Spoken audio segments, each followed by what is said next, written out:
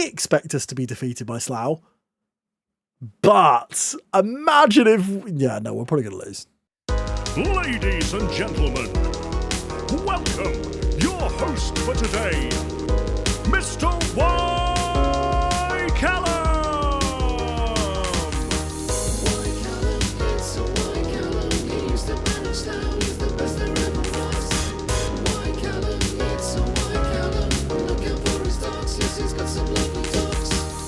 Hello and welcome back to Premier League Born Bow. I'm Y. Callum. It's still fun to say that, although I'll be completely honest with you, the Premier League isn't that fun. Can I just go back to winning games? It's been tough. Yeah, the start of the season has been really tricky after, frankly, the highlight of beating Arsenal after being 3-0 down. We then got knocked out of the Carabao Cup, which, you know, that's neither here nor there. Beating Bournemouth by 2-0. The first goal was scored by Jordan Kitely, and a second finished off by Rogerio Marquez. However, we've been on a long winless run since then, losing to Villa, Wigan, Leeds, Brighton and Manchester City. We've had a few draws in there, though, which have been really important. A 0-0 away draw at Chelsea, a 0-0 draw with Spurs, and a 2-2 most recently with Sunderland. After being 2-0 down, we came back, which was really encouraging. The first goal was a really nice one from Carl Stevens. And the second was from a corner, Trey Carty with a rare start heading home at the near post. So what does that mean for the league table? Well, I think probably expectedly, we are in the relegation zone. It's been a really tough start to life in the Premier League, 11 games in, but we have played the majority of the teams up the top. There is one notable team we haven't played yet. It's this team up in fourth, Slough Town. We're going to be playing them today. Before we get to that though, I do want to talk about a few of the Slough players that are within the Premier League that are just popping up here, there and everywhere, which is really cool. Matty Hall is one of the first ones, a central midfielder who we made homegrown at club, and he's just an absolute superstar in midfield for Brighton now. 140 grand a week he's on, and he's been there for years and years. Also, up front, Paul Dent, if you remember him from Slough, scored a hat-trick against us, looked really dangerous, and once again, £210,000 a week. It's just nice to see these players from Slough that are just continuing to do well, not necessarily at Slough, but at other clubs in the Premier League. The other notable player we've seen so far is Daniel Latonda for Sunderland. He's come to the latter stages of his career now at 34 years of age, but once again, lovely to see an old friend. Now, we have had to revert in the last couple of games to the much more defensive setup from the start of games. We do sometimes tweak it as we go on, but still, we just need to stop teams scoring. We were becoming a bit of a free-for-all, and we had a game against Tottenham Hotspur where Ben Gibson, their manager, turned around in a press conference and said, "We can't wait to play them. The strikers have been licking their lips all week." And I took offence to that. I was like, you're literally looking at us as an opportunity to get a glut of goals. And so I set up defensively. They hit the bar about 4 times, but they didn't score against us. And it was one of our few clean sheets of the season, which is incredibly satisfying. But this has been the team for the majority of the season so far. Rafferty in goal still. Bernard Suarez is sort of hit and miss really at right back. I'm still not 100% convinced on him. We have actually been playing in the last couple of games. Trey Carty has come into the starting lineup because of a variety of injuries and stuff, and he's actually done quite well. So we're going to continue Trey Carty in there alongside Leo O'Connor, with Baran dropping out. He's had a poor start to life in the Premier League. Rogerio Marquez and Lee Butler have both had injuries on and off, but at the moment Rogerio is playing in there. Anzi Ilic, not impressed at all with Anzi Ilic, if I'm being completely honest with you. So Faye will come into midfield there. Jack Elsom alongside him. Baden Horncastle has been doing Baden Horncastle things, as you'd imagine. Carl Stevens got a couple of important goals for us as well, which is nice to see. Berkay Guven does look like a really solid sign in the Turk. However, I am going to play Jordan Kitely in this next game because of the injury to him. And then Pakome Kouassi got a couple of goals to his name. I think you saw one of them against Arsenal. He looks like he's leading the line quite well, but it's a tough job up there, especially in this sort of formation. Giuseppe is yet to score. So this game is almost like the starter to the Slough Town game, I feel. We would absolutely take a point. Newcastle started really poorly. They are a team in Europe and they're doing quite well in Europe. As we start off here, Abranja for Newcastle into Mellenby. I love the fact that tiny Jordan Mellenby is still playing for Newcastle. Abranja crosses in, Carty clears, Horncastle now into Stevens, back to Baden Horncastle. Can we create anything here? No, Mellenby steps in and does really well there. Abranja into Osei. Cipriotti. They've got a striker up there called Ebenezer Boateng, I think he's called. I don't know if he's starting this game, but he is Mr. Goals for them. As Hazeldine gives it into Paredes. Hazeldine. See, look, we're very, very strongly set up here. It's difficult to get through us. However, it's clearly not impossible as Lara comes forward for Newcastle. Abranja's round his man. Abranja! Told you it's not impossible. We're 1-0 down. 3 minutes on the clock. I think the difficult thing when you have a promotion like this is you have to sort of change your mindset quite quickly. We are going to lose most weeks. However, we need to pick up points where we can.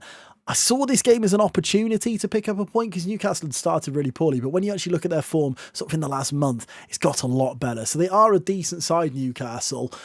However, we've had 4 shots in this game. They've had their 3 all on target. We do seem to be having a little bit of the ball, so you never know. We might make a chance if we're lucky. As Melon B throws that in. Horncastle intercepts and gives it away to Jimenez. And this is when you start considering maybe pushing the wingers up slightly just to give some respite. As Kylie wins that one back into Kouassi. Pakomi Kouassi, well played there. Off to Moussa Faye. Suarez down the right side into Jordan Kylie. Plays it across. Kouassi's in here. Kouassi has scored! It's his 3rd goal. There's always a delay. I don't know why. It's his 3rd goal of the season. And I love that because he actually made this in the middle as well. Suarez coming down the right side, gives it into Kylie. Kylie sees his man in there, who I think looked a little bit offside initially, but he didn't get the ball. And then he stole it off Cipriotti and smashed it past Kara. Kouassi has his 3rd of the season. It's 1-1. Well, it's a solid first half. If you look at the match stats, we've matched them pretty much across the pitch. And that Kouassi goal in the 27th minute was the last highlight of the first half as well, which is encouraging because, as I say, at this point, you take every point you can get. 20 minutes to go here. 3 subs brought on with Eric Gomez, Ilic and Botawala coming on. There's been absolutely nothing in this second half so far. Could we steal it at the death? The moments are ticking away here, and it looks like that Pakomi Kouassi goal has sealed us our 3rd point in a row. And I noticed there, I think Arsenal must have gone behind because they have gone into the relegation zone now. You can't argue with points when you're fighting for your lives down there. You cannot argue with a good home point.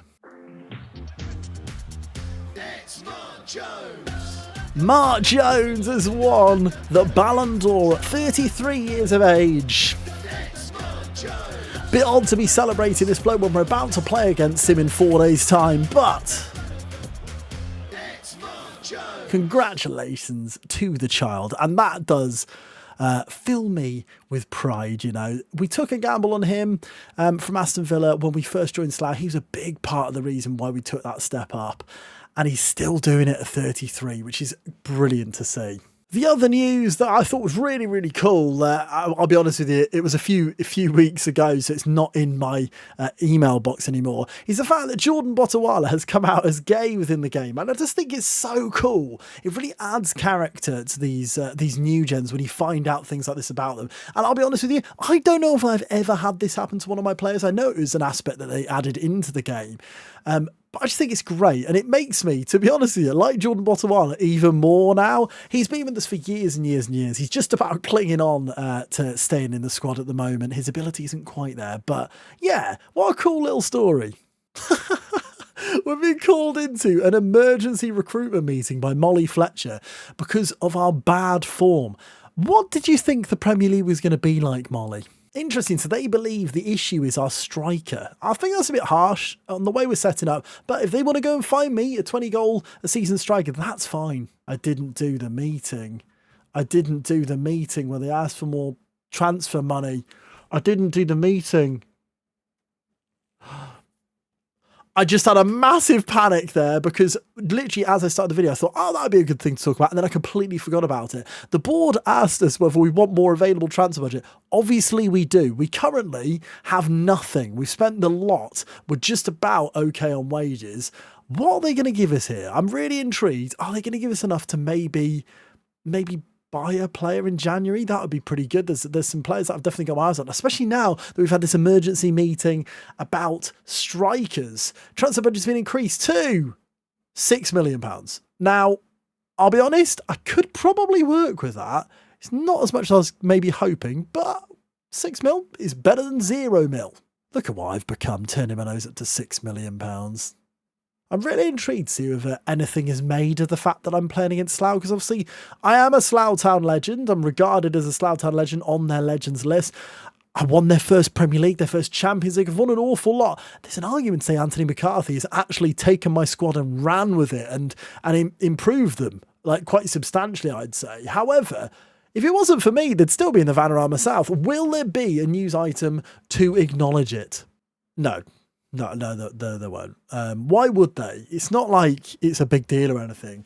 It's just, I'm wearing a Slough shirt. I've got a Slough scarf right here. I've got another Slough shirt there. I've got the tie. It's fine though. Like this game means nothing to me. It's just another game. We're expected to be defeated by Slough. I expect us to be defeated by Slough. But imagine if... Yeah, no, we're probably going to lose. Probably worth mentioning the last signing we made. We made him after the video. His name is Mikel Hadzi Dulbic. Let's call him Hadzi, shall we? Hasn't really done an awful lot so far. He's got a couple of assists to his name, which is good. I think they possibly were both from corners. I think he's really exciting. He's already got 6 caps for Denmark. I had 2 really good wingers, another Uruguayan, believe it or not, and Mikel. And I waited till they were both fully scouted, had deals agreed for both of them, and I decided to lean towards Mikel. £5.5 million we spent on him, which was more than the other one was going to be. But I just think, look at him. He's very physically able. He's mentally good. His crossing and dribbling are exceptional. His passing and first touch do let him down a little bit. And the fact he's right-footed rather than left isn't the best, but I think it's an option for Baden. I think he's really good. Here we go. It's the 5th of December 2057, and for the first time in this save, I am against Slough Town. Now, it will not be a Slough Town that we massively recognise, but we'll go through their squad to see who we do recognise. It's a weird one, this one. It's really weird. And I do expect us to lose it because Slough Town, Premier League champions again. They are one of the best teams, if not the best team in England. But how weird is it to play against them? So if we look through the starting 11, John Teeth was, of course, someone we brought into Slough, as well as Joe-Jan McCormick, the left-footed whiz in the middle. Saïvar Magnusson, we didn't love each other, Saïvar Magnusson and I. I think I sent him off on loan to PSG, but since then he's been really, really good for Slough. And then, of course, the child up front. I'm fully expecting him to be an absolute monster up there. On the bench, the only one I recognise from our time is Granny, which is hilarious, who was, of course, a Brazilian called Nani, and we decided to change his name from Nanny to Granny, and I'd imagine he's good at football as well, but most of them have left. Now, don't get me wrong, there's a few in there who I know from looking at Slough over the years. Masterovic is very, very good. Gunter Labs is also excellent. I know for a fact Ronigan and Jelko left last season. Ronigan went, I think he's on 1.2 million a week in Saudi, and Jelko did actually retire. So we almost played against those players, but no. This is a very much new look Slough. We've been away for a while. Could we upset the apple cart?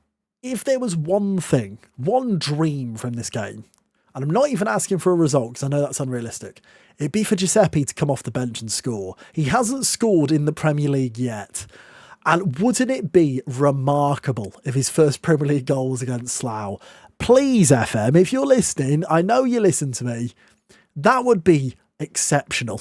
So, of course, we're playing at the Slough Stadium, the stadium we oversaw being built. We were hoping it was going to be called the Cargbo Arena or the Callum Arena or something like that, but it wasn't. That's a penalty. That was a penalty. Horncastle was tackled there. It wasn't given. Gunter Labs plays it through to the child. We've seen this so often. The child is through. The child scores. He puts it past Rafferty. I mean, I do think there was a tackle on Horncastle there, which should have been looked at, but apparently not. Apparently it was fine. And Slough Town go into the lead. Should we play his jingle? It doesn't feel right. Should we? It was against us. We really shouldn't celebrate a goal against us, but we're 1-0 down. Goal kick here. Di Benedetto into Saïvar Magnusson. The child now takes it on. I forgot how good he was. John Teeth as well was excited. Wasn't John Teeth the one who got 10 in every training session? And Irigoyen puts it through the legs of Rafferty. It's 2-0. I had a feeling this would be quite a hard run, but, you know, we'll have them one day, won't we? Maybe. I mean, I don't know. They're pretty good. Throw in here. Di Benedetto into the child. Di Benedetto. Oh, Jojan is tackled well there by Koyase, but apparently it was a foul. The child is in, and O'Connell tackles well. Horncastle flicks it on, but only as far as Mastirovic. Semedo. Gonzalez, McCormick flicks it over. The child looked off there. He definitely looked offside. He's flicked it into the back of the net. Rafferty is disappointed. This could be 3-0 after half an hour. My gut says this is off. I was wrong. Well, when we played Manchester United on the opening day, Martin Seaman got himself a hat-trick, and now the child is in a position to also get himself one as Trey Carty comes away with this, and he's tackled by Irigoyen. Masterovic now into John Teeth, over to Gunter Labs with that head of hair. Saivar Magnusson, it's 4-0. They're checking this one as well. My gut says this one is onside. Magnusson will take a lot from this, especially as I almost forced him out of the club. And my gut was wrong again. I mean, I'm happy it's wrong this time, but still 3-0.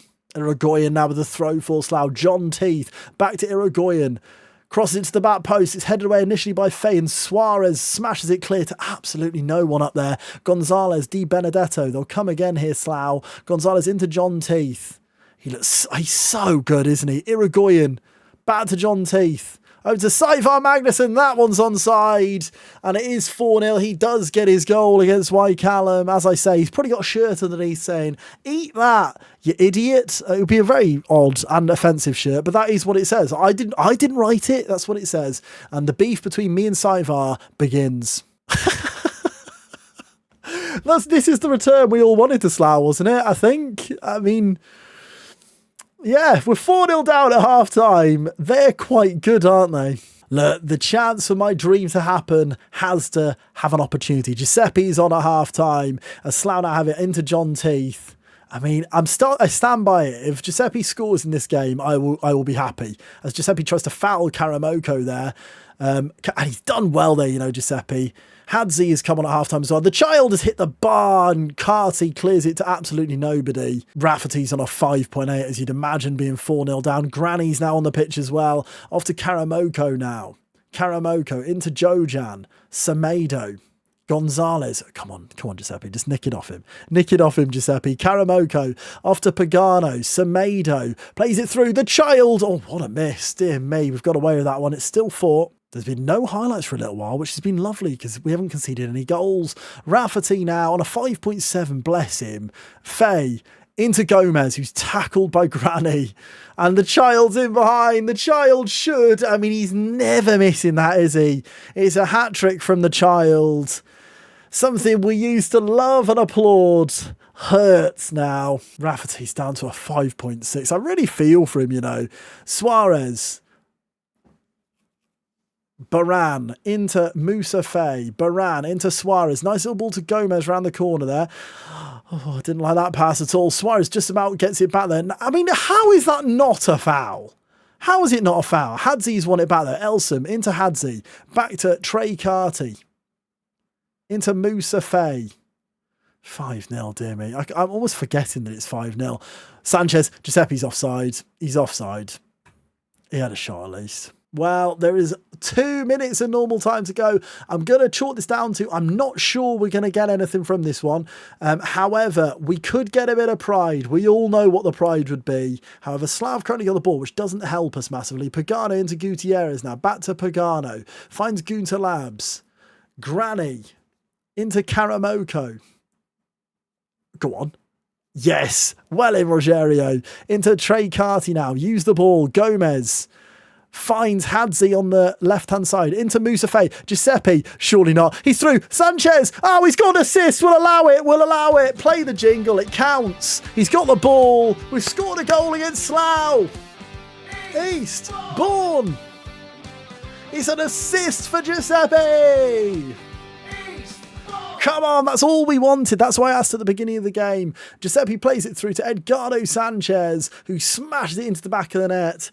I'm not really sure what Edgardo Sanchez is, but I know what he is now. He's a goal scorer against Slough. I mean, I would have loved that if that was Giuseppe. It wasn't. Giuseppe gets an assist and also the best rating in our team, a 7.4. Wow. I mean, that's the gap. That is the gap between us and Slough. It is a gigantic one. These are the Premier League champions, though. We have to put this into perspective. I feel for Rafferty. He's been absolutely destroyed today, but It is what it is. I don't think I was expecting anything less. Your side and scoring goals, why do they feel like total strangers to each other right now? Did you not see the fact we've just scored, Scott? So that does mean we end the video back in the relegation zone. We're not dead and buried though. We're not dead and buried by any stretch of the imagination. I'm reasonably optimistic because we are picking up points where we need to. That defeat did hurt though, I'll be honest with you, especially sat here in my Slough top with all my Slough merchandise, but they're the best team in England. It says it up there in the corner. You can see the past winners of Slough. They are a very, very good side, and to get anything against Slough would have been incredible. However, you never know. We need to build, we need to get better, and eventually, let's get that win against Slough, shall we? I'll see you in the next one. Lots of love. Goodbye.